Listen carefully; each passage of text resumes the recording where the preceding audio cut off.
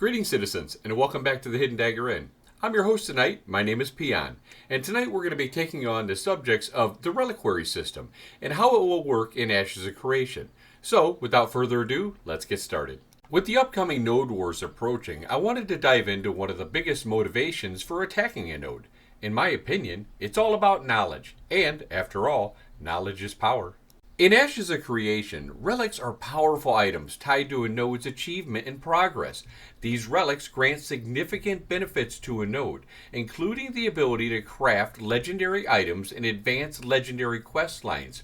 Each relic embodies a specific achievement, such as a scale from a defeated dragon or other legendary feats. These relics are then housed in the node's reliquary system, serving as both a point of pride and a strategic asset for node citizens. I have a few clips I want to show you throughout this video, and we'll start with the first one with Stephen giving a little bit better definition of what the reliquary system is. Essentially what happens is each city has what's called a reliquary, and the reliquary begins to spawn unique items for the citizens to take advantage of based on the performance, progression, and achievements that those citizens have within the world. So if your citizens are part of downing a world boss or completing a dungeon in a record time or crafting a legendary item or whatever, all of these different types of progression paths for the cities could result in the production of a relic that exists within the reliquary. Now you're asking, Peon, how do we obtain these relics? Well, relics are acquired through various means, including completing high-level quests, defeating powerful enemies, and achieving significant milestones in the game. The process of obtaining relics often involves collaboration among the node citizens, requiring coordinated efforts in both PvE and PvP activities. So the reliquary has, let's say, for example, there is a dragon nearby, and this dragon is a large raid boss. And the number of citizens that the node has that participates in that raid, the first time, if you have 30 citizens present, you may not achieve the relic, right? And it's not a matter of like capturing it at that location, taking it back to the city.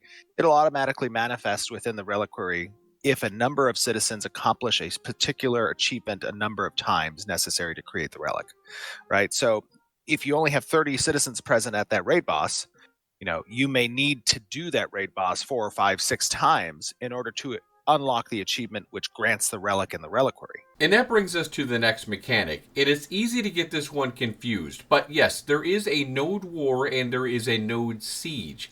And this brings us to the node war and the loss of a relic. Node wars in the Ashes of Creation are a strategic PvP event where two nodes declare war on each other, unlike node sieges, which aim to destroy the node. Node wars are meant to disrupt the opposing node's operations without completely annihilating it. During these wars, nodes can target each other's key structures and NPCs, including the reliquary where the relics are stored.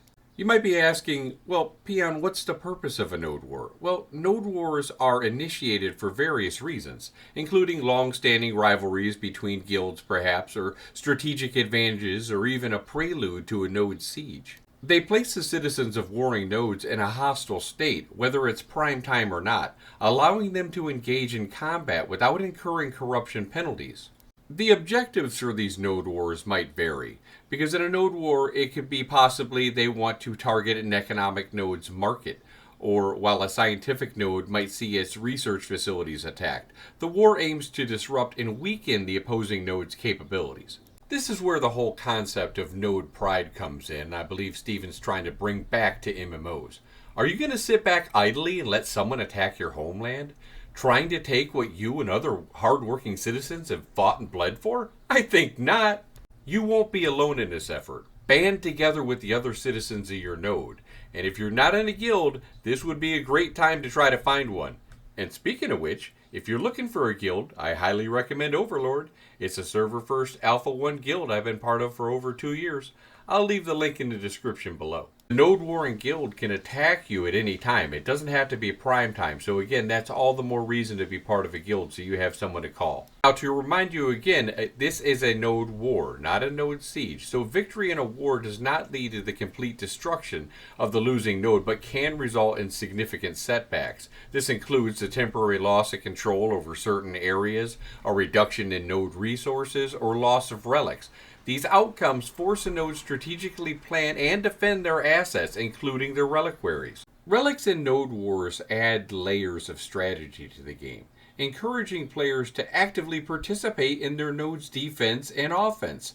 The outcome of these wars can shift the balance of power between nodes, influencing the larger world of Vera. A successful defense or acquisition of relics can provide substantial buffs and advantages, making relics highly coveted assets in the game. Some of these ancient artifacts of Vera were originally discovered by King Atrax in his pursuit of power of the Essence. The golden chalice was believed to bring everlasting life, but it was actually allowing the corruption of manipulating the essence to enter the soul through the physical representation of drinking something. The crown represented a direct link the ancients had into the thought process of King Atrax, that the ancients were able to manipulate. The sword brought unusual power through manipulation of the evil side of the essence, which is how Atrax maintained his dominance over his people, through physical might, essentially striking down any foe that opposed him along his administration. The staff enabled Atrax to project his magic across great distances, which enabled him to extend his power and manipulation throughout the lands of Vera and allowed him to maintain vigilance over his realm. The Tauren Godspike is an artifact that could initiate a fissure that could siphon the essence that lies within Vera. This artifact can be used as part of a certain war declaration. These artifacts were originally housed in the Vault of Fallow's Hold, which is one of the great dungeons of Ashes of Creation, located near the capital of the ancient Tauren Empire, Toral. They are now considered relics, and they can be acquired by the nodes and housed in their reliquaries. And that's just a taste of a few of the relics that the guilds are going to try to covet. In summary, the relic system and node wars in Ashes of Creation are designed to create a dynamic and engaging environment where player actions have significant and lasting impacts. Players must work together to acquire and protect relics while strategically engaging in their node wars to disrupt and gain advantages over their rivals. If you're still watching, I want to say thank you.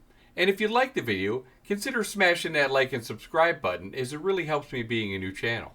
Also, I'd love to hear your comments below on the relic system. They had a relic system that was very unique in Dark Age of Camelot, and this one seems even more so. So I'd love to hear what you have to say about it. If you're looking for a community to join, come hang out on my Discord at the Hidden Dagger Inn. I'll leave the link below. Also, you can catch me streaming every Saturday and Wednesday. Again, thank you, Vera, and have a great day. Work complete.